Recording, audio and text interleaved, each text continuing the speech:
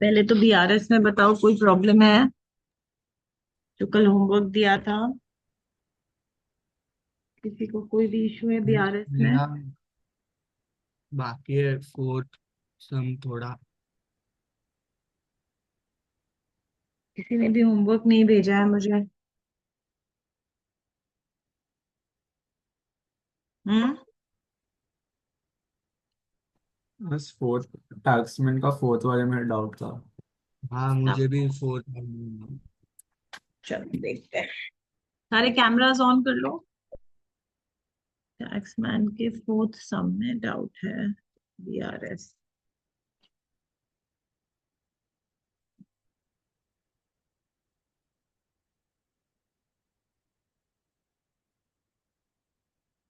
Question 4,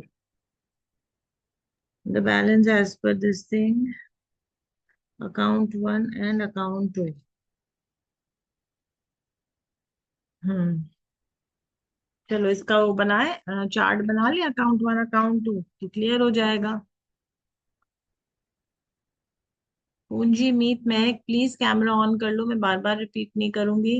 बस एक minute, एक मिनट। हाँ। बस हाँ बोलो मेरे बेटा। लैपटॉप में आज थोड़ा इशू है। मैं लॉ क्लास में भी ऑन नहीं कर पाई थी, तो थोड़ा कैमरा ऑन का ये मेरे को लेकर जाना है लैपटॉप बाद में, पर मैं क्लास के बाद लेकर जाऊँ। ठीक है। फोन नहीं है, फोन से ज्वाइन कर लो। इस फोन पे आप स्क्रीन शेयर करोगे, वो दिखेगा भी नहीं था स्क्रीन के लिए। ओके ओके, चलो ठीक है, नो प्रॉब्लम। ये एक सेकेंड।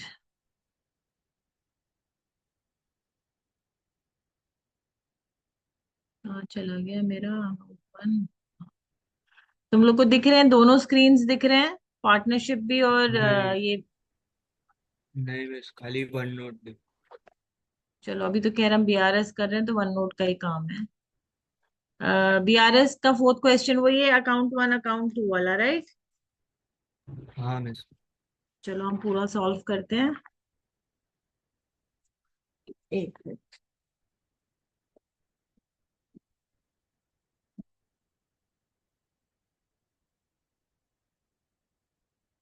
अकाउंट 1। अरे यार, एक तो ये हैंड राइटिंग मेरी कब अच्छी से सीधी होएगी। Amount, cash book, passbook.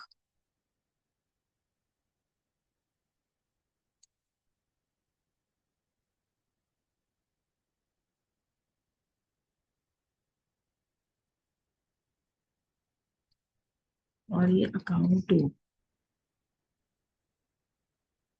चलो ये तो सीधा बना फिर भी।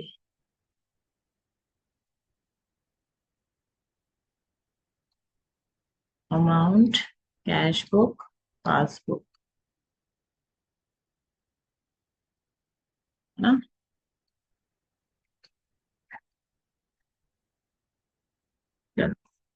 फर्स्ट क्या बोल रहा है? The bank has charge interest on account 2। Bank ने इंटरेस्ट चार्ज किया अकाउंट 2 में, और कितने का है? 11,375। एंड क्रेडिटेड अकाउंट 1 में। तो यहाँ पे क्रेडिट किया तो प्लस कर दिया, वहां पे माइनस किया तो ये हो गया 1,250। ठीक है, this is done. First entry clear. Second,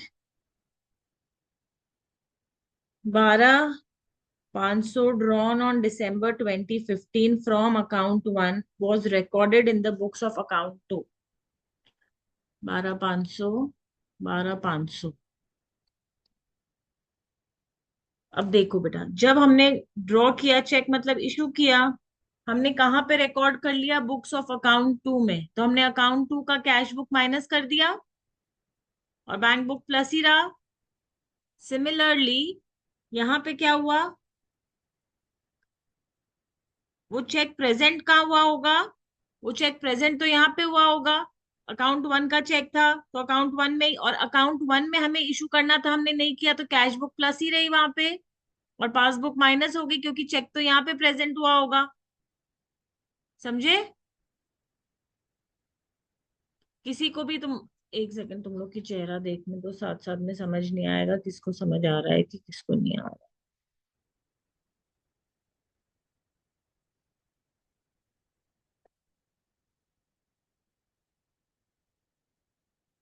तुम लोग के चेहरे नहीं दिख रहे मुझे। चलो, समझ में आया ये सेकंड पॉइंट? किसी को भी नहीं समझ में आया तो प्रॉम्प्ट करो बीच में, ठीक है? अब देखो थर्ड पॉइंट क्या कह रहा है। Bank charges of 150 and 1125 for account one and account two were not recorded in the books. Bank charges हैं, बैंक ने माइनस किए, हमने रिकॉर्ड ही नहीं किया तो हमारा बैंक बैलेंस प्लस रहा। अमाउंट कितना है? Bank charges of 150 and 1125। ठीक है, नेक्स्ट देखो।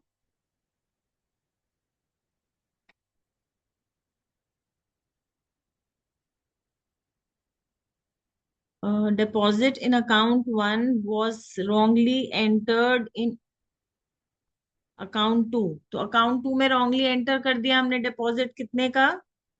17,500 का। तो हमने अकाउंट टू का क्या किया? बैलेंस बढ़ा दिया। और यहाँ पे क्या हो गया? हमें यहाँ पे बढ़ाना चाहिए था, हमने यहाँ नहीं बढ़ाया तो यहाँ माइनस ही रहा। और बैंक में तो वो यहीं पे डिपॉजिट हुआ है तो बैंक में प्लस हो गया, राइट? अब क्या बोल रहा है? टू चेक्स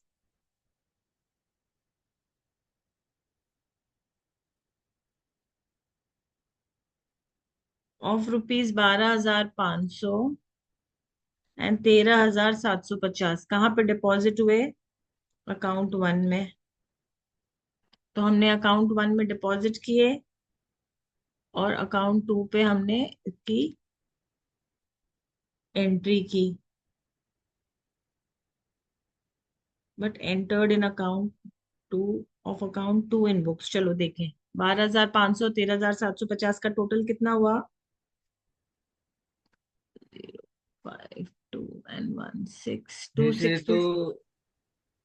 कैंसल आउट नहीं हो जाएगा ये दो एंट्री? मिनट बेटा, 2 मिनट, ये अपने को सब कुछ इधर ही पता चल जाएगा। कैंसिल आउट भी होएगा ना तो सब पता चल जाएगा। क्या था? Two cheques were deposited in account one, मतलब हमने यहाँ पे डिपॉजिट किया पासबुक में और यहाँ पे एंट्री नहीं की, ठीक है? सिमिलरली कहाँ पे एंट्री कर दी हमने? यहाँ पे एंट्री कर दी, ठीक है? ये किया हमने। अब क्या हो गया? ये डिसऑनर्ड हो गए। The entries for dishonoured were correctly entered in account to.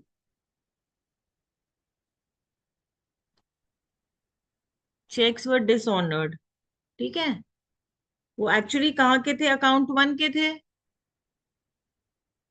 Account two में तो देखो, अकाउंट टू में ये चेक्स डिसऑनर हो गए, मतलब बैंक में बैलेंस, एक सेकेंड एक सेकेंड, ये क्या हुआ था इधर? 26250 के cheques entered in books of accounts two. हाँ ठीक है, entered in books of accounts two और डिसऑनर हो गए तो हमने इसको करेक्टली एंटर भी कर दिया, ठीक है ना?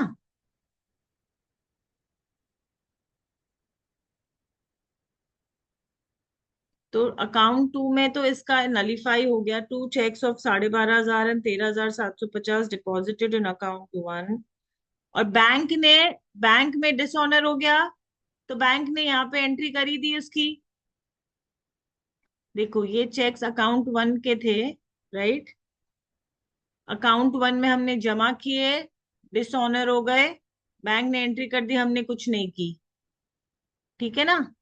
26250, तो ये ट्रांजैक्शन कैंसिल हो गया यहाँ पे।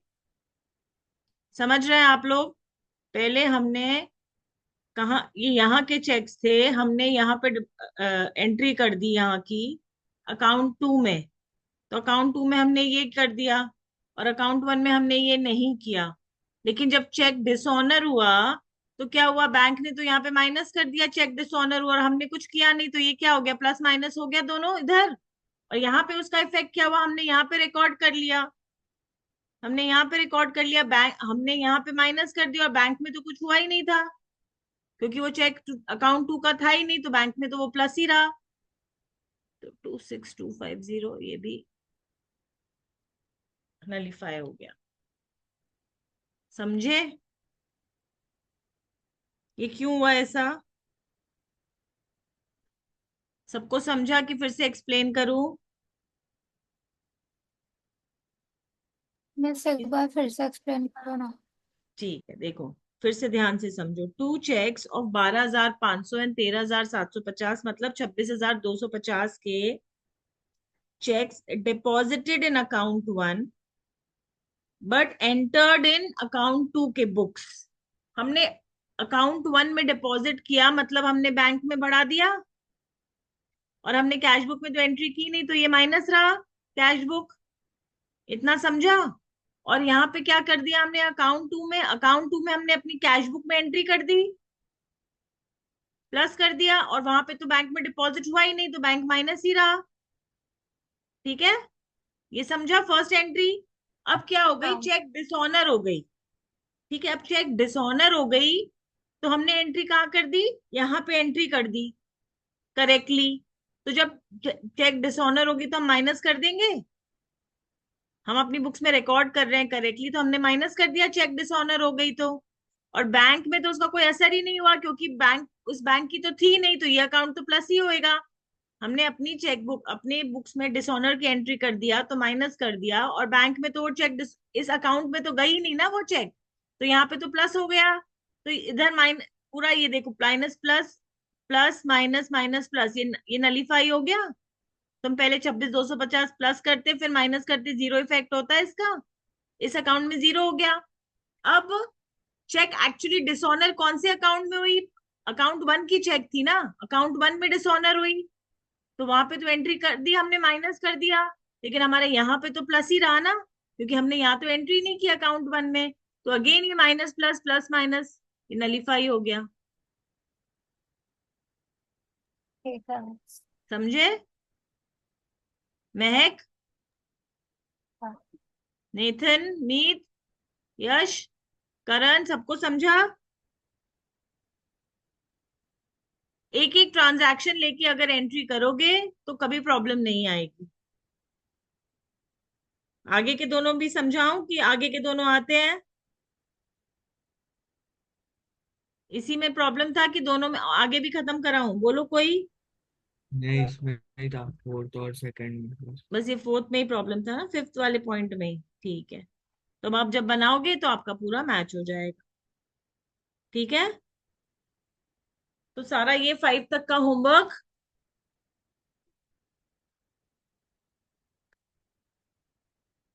ये 5 तक का होमवर्क हो गया है सबका? मिस मेरा बाकी है थोड़ा, फिफ्थ क्वेश्चन है। नेतन कितना हुआ है? मेरा भी फिफ्थ क्वेश्चन ही बाकी है। बाकी भेजा क्यों नहीं? बस मैं सॉल्व कर रहा था, बेबी पूरा नहीं हुआ था। महक, फोर्थ और fifth नहीं। मेरा आजकल में हो जाएगा बाकी। कितना बाकी है?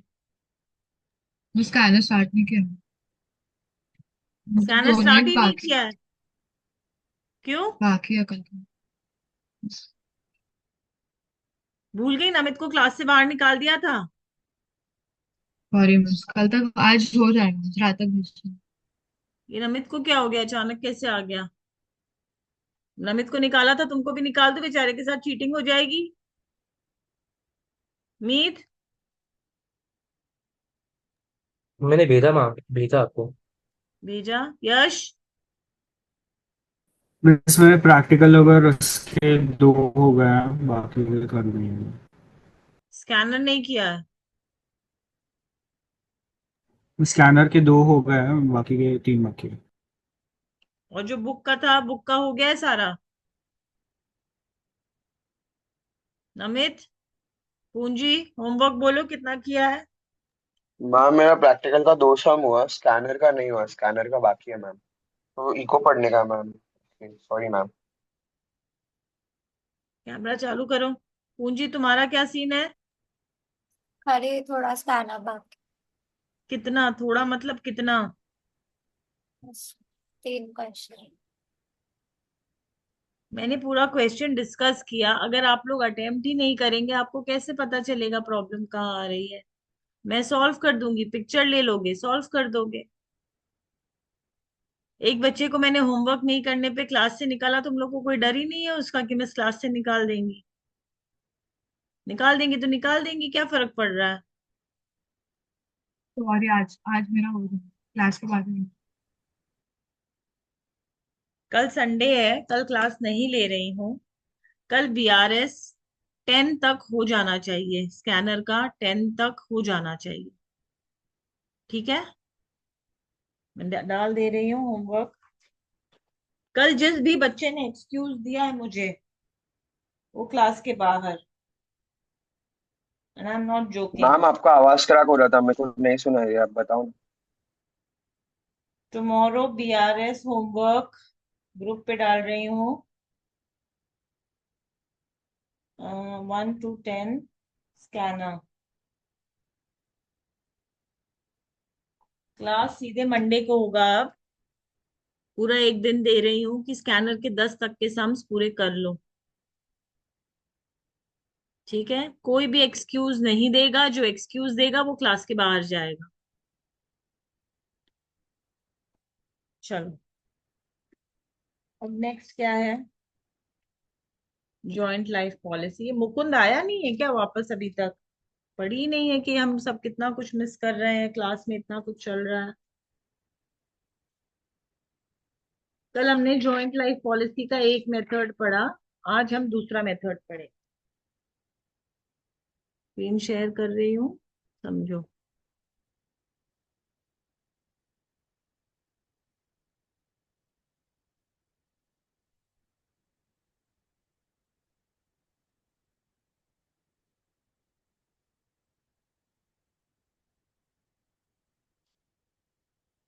कल का एक बार फिर से रिवाइज कर रही हूँ। कल हमने पढ़ा joint life policy, what is premium, what is assured value and what is surrender value. ठीक है, इसमें किसी को कोई डाउट नहीं है। कहीं भी डाउट है प्लीज प्रॉम्प्ट करो, मैं उसको क्लियर करूंगी।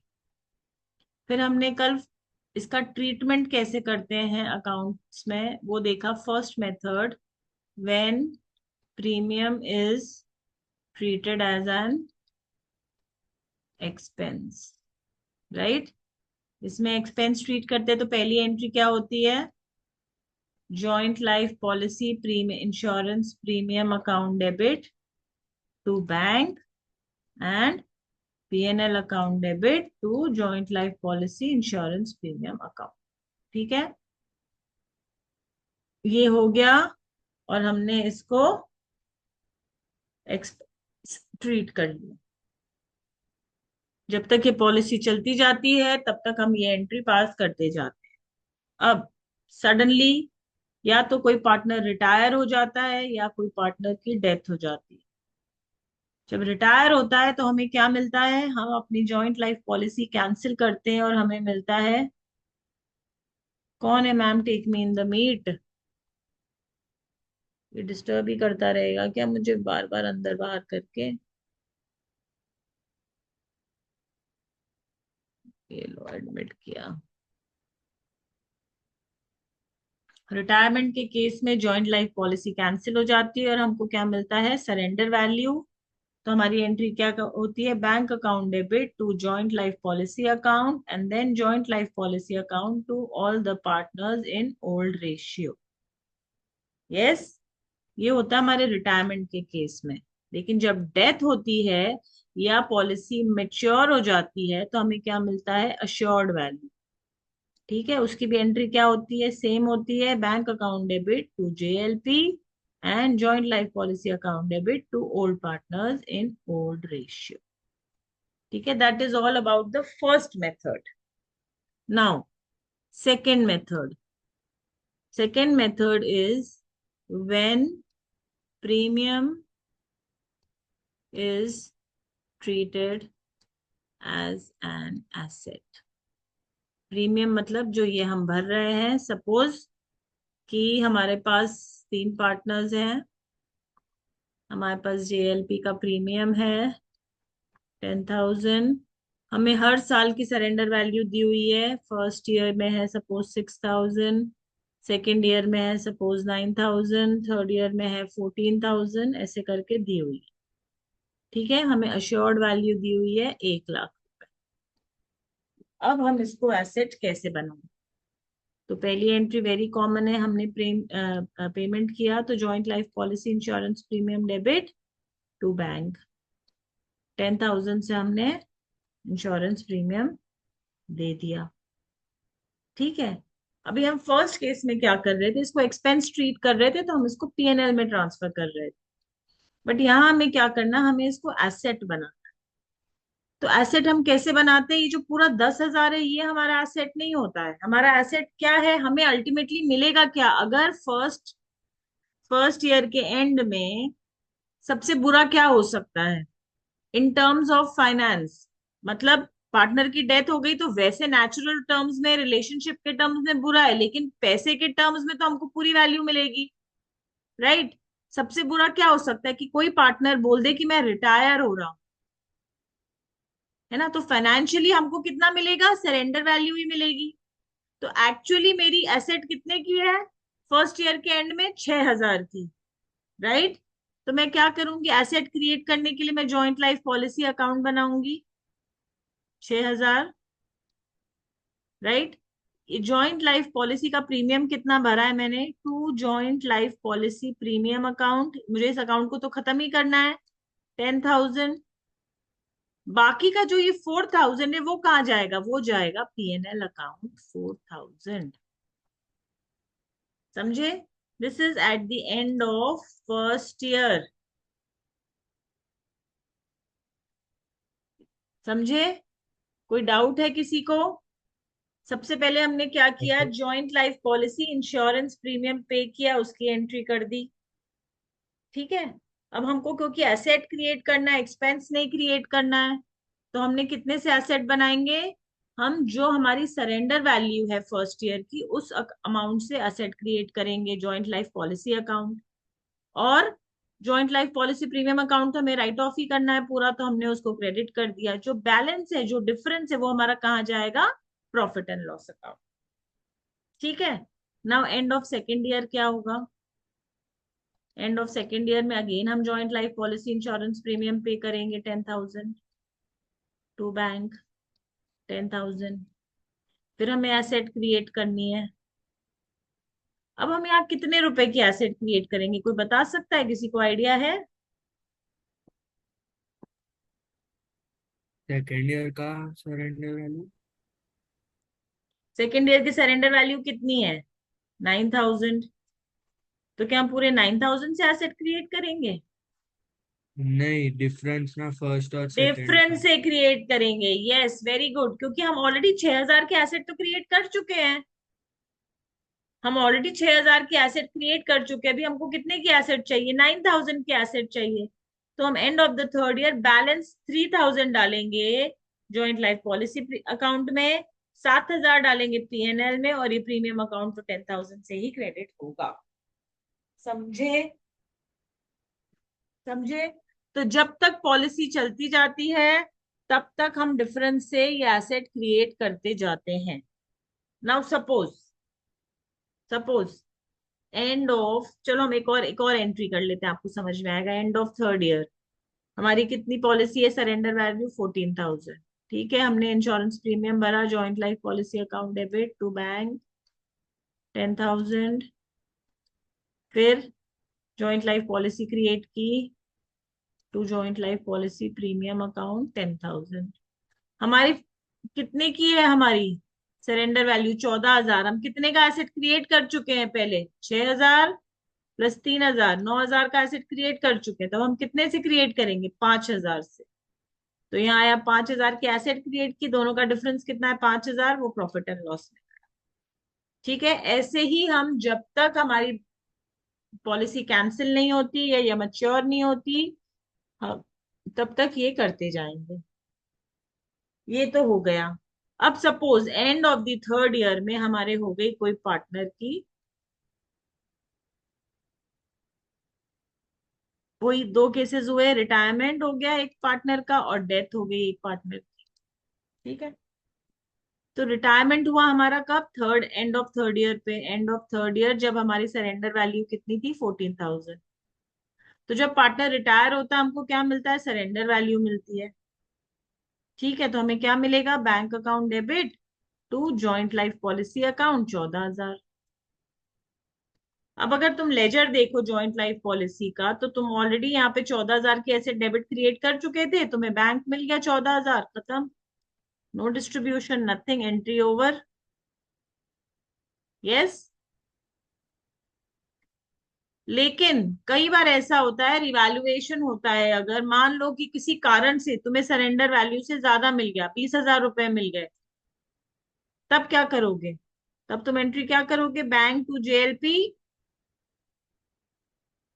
20,000।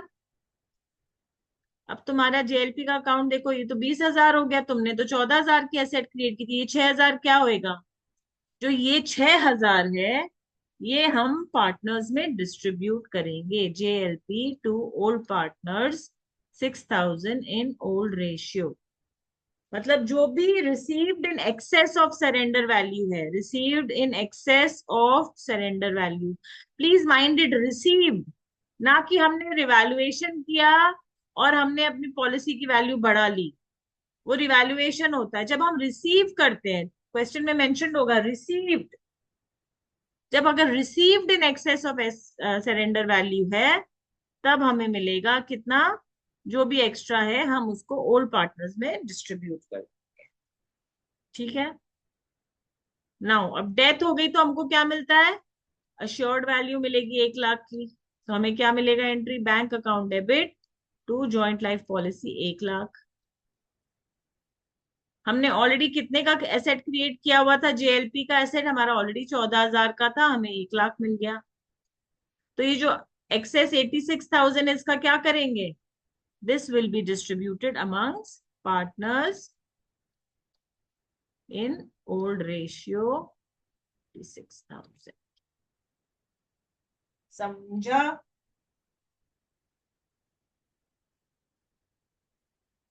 ध्यान से देखो और समझो, और हम एक सम करेंगे।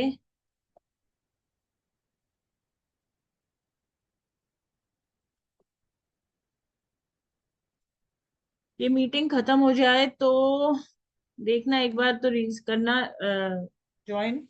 एक कॉन्सेप्ट ही पढ़ा रही हूँ मैं आज, ये वाला, क्योंकि एक दिन में एक कॉन्सेप्ट पढ़ो तो बेटर है, इसका कंफ्यूज हो जाओगे। तो हम इसका एक सम कर ले तो समझ में आएगा।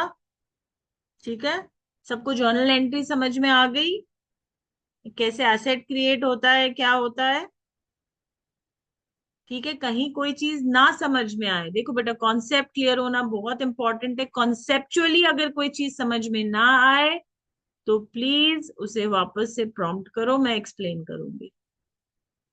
ठीक है, मैं डांट देती हूँ इसका मतलब ये नहीं है कि मैं एक्सप्लेन नहीं करूंगी। I will always explain, I am always there to explain everything that you all want to explain. Okay, चलो अब हम स्क्रीन शेयर करते हैं।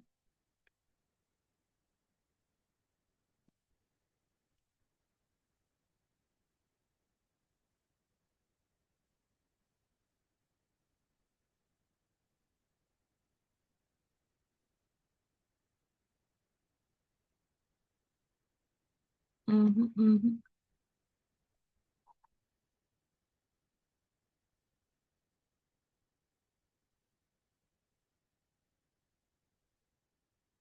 हम्म, हम्म,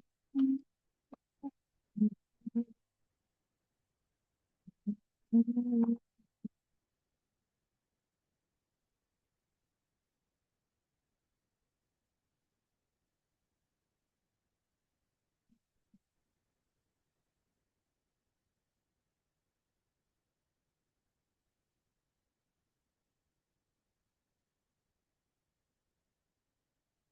आ रहा है? दोनों चीजें दिखाई दे रही हैं? एक तरफ नहीं। क्या ही प्रॉब्लम है? चलो तुम लोग के पास है ना बुक्स में? बुक है ना? तो सम नंबर बताती हूँ, वो खोलो। कल red and white and black किया था ना, 7th सम किया था आई थिंक, तो उसका 8th सम खोल लो। बहुत इजी है, फटाफट करते हैं। ये मीटिंग खत्म हो जाए इन केस बीच में, तो वो करण नई मीटिंग स्टार्ट करके लिंक भेजना, ठीक है। ठीक है। 8th और 9th सम करते हैं आज, तो आप लोग को समझ में आएगा कि व्हाट इट इज। चलो, जब ये दिख ही नहीं रहा है तो उसको पूरा तो करें।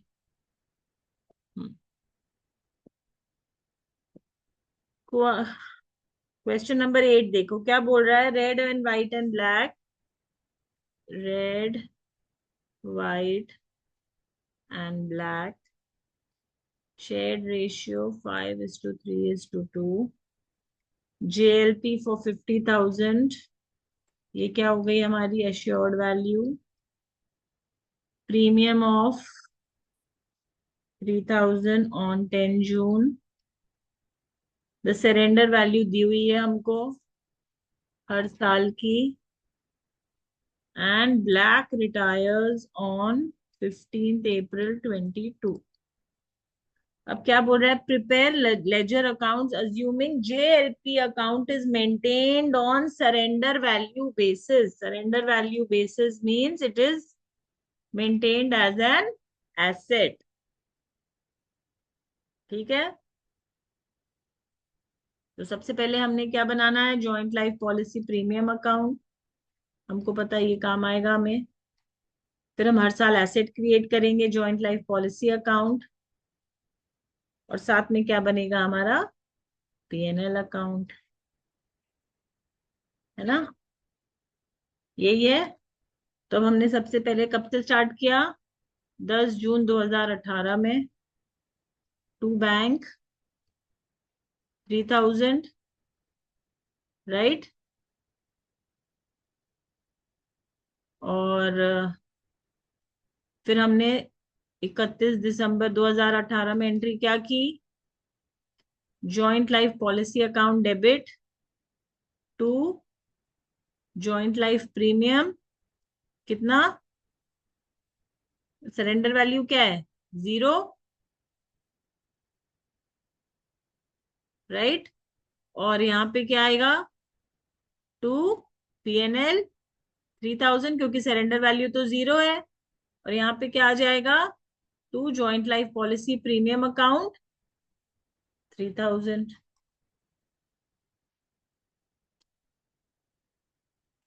ये हो गई 18 की एंट्री। अब दो 19 की एंट्री देखो, टू बैंक 3,000, 31 दिसंबर को एंट्री क्या करते हैं, joint life policy account debit to joint life premium, कितने की वैल्यू है हमारी, 900 रुपीज की, प्रीमियम ठीक है। इज 3,000। प्रीमियम 3,000 है, सरेंडर वैल्यू कितनी है, 900 की है ना, उससे ही हम अपना एसेट क्रिएट करेंगे ना, joint life policy to JLP 900। हाँ हाँ। और यहाँ पे क्या आएगा, by joint life policy 900 and by PNL 2,100। और यहाँ पे क्या आ जाएगा, 31 दिसंबर 2019 को, PNL to joint life policy premium account 2,100, समझा, क्लियर। अब 10 जून 2020 को फिर से हमने पेमेंट किया टू बैंक, फिर से हम 31 दिसंबर 20 को हमने क्या किया, हमें जॉइंट लाइफ पॉलिसी बनाई, कितने से, उसकी सरेंडर वैल्यू से। सरेंडर वैल्यू कितनी है, 2,000। और हम ऑलरेडी कितने का एसेट क्रिएट कर चुके हैं, सरेंडर वैल्यू 2,000 है ना, हम ऑलरेडी, तो यहाँ पे क्या आ जाएगा, to JLP 1,100, joint life policy premium account 1,100, यहाँ आ जाएगा 1,100, और टू PNL कितना आ जाएगा, 1,900। और यहाँ पे क्या आ जाएगा, to joint life policy premium account 1,900, क्योंकि 3,000 की थी, हमारी सरेंडर वैल्यू 2,000 है, 2,000 में हमने 900 ऑलरेडी कर चुके हैं, तो हमें 1,100 ही बचेगा यहाँ से ट्रांसफर करने के लिए। तो जॉइंट लाइफ प्रीमियम से हमने 1,100 का एसेट क्रिएट किया और बाकी कहाँ डाल दिया, प्रॉफिट एंड लॉस अकाउंट में। अब देखो 10 जून 21 में हमने फिर से बैंक में एंट्री करी, कितनी, 3,000 की। अगेन हमने जॉइंट लाइफ पॉलिसी कितने की बनानी है, 3,600 की सरेंडर वैल्यू है, हम ऑलरेडी कितने की क्रिएट कर चुके हैं, 2,000 की, तो 1,600। यहाँ पे क्या आएगा, to joint life policy premium account 1,600। फिर ये क्या आएगा, बाकी बैलेंस कितना जाएगा प्रॉफिट एंड लॉस में, 1,400। और यहाँ पे आ जाएगा to joint life policy premium account 1,400। ठीक है। और ये सॉरी यहाँ पे आएगा अ,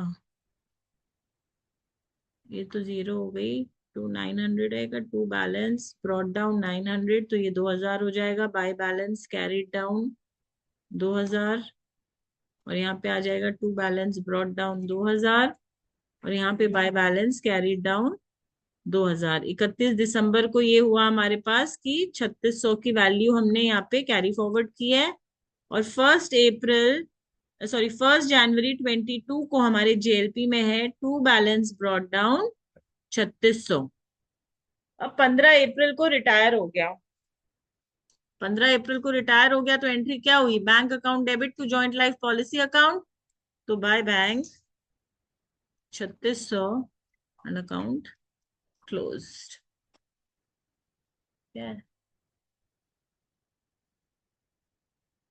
ठीक है, ये समझा सबको। ये मीटिंग खत्म हो रही है, करण एक बार मीटिंग वापस से रीस्टार्ट करो, आई मीन एक नया लिंक भेजो, ये मीटिंग मैं छोड़ रही हूँ।